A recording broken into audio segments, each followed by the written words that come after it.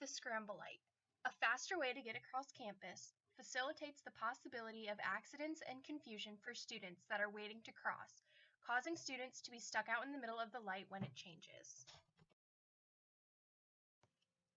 When students approach the Scramble Light, they are to press the button on this sign. When the button is pressed, the light will go through one more green light for cars coming both ways. Then all the lights will turn red and the 30-second countdown will start. During this 30-second countdown, students are able to cross the street any way that they want. During some of the observations that I took, I saw that during busy times of the day, people would all be coming towards each other at the same time, in the same area, in different directions, causing there to be a standstill in the middle of the road, which in turn caused students to still be in the road when the lights changed. I also observed a couple bikes going through the Scramble Light. This caused some conflict because people tried to dodge out of the way of the bike, therefore running into others coming the opposite way. From personal experience, I have seen two bikes collide into each other while trying to dodge students, and I saw that one of the riders actually got injured.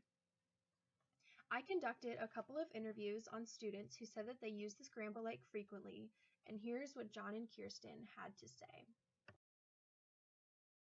There's just been many times where, I'm walking to class, I have 5 minutes before I have to get to class, and there's 50 to 100 people walking through there at a time, and it's so crowded that you can't walk as fast as what you want to.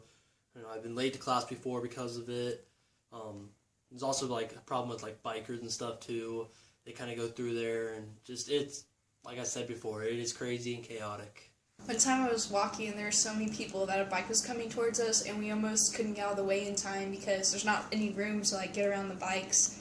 And then another time it was raining outside and everyone had their umbrellas out and we were walking towards them. And I almost got poked in the eye because there's no room when you're walking with umbrellas and no one's paying attention because they're trying to shield the water and stuff.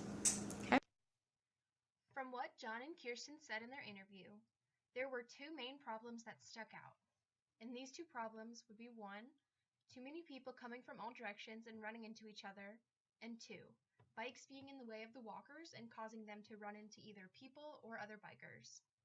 Next, I asked both of them if they had any ideas on how we could fix these problems.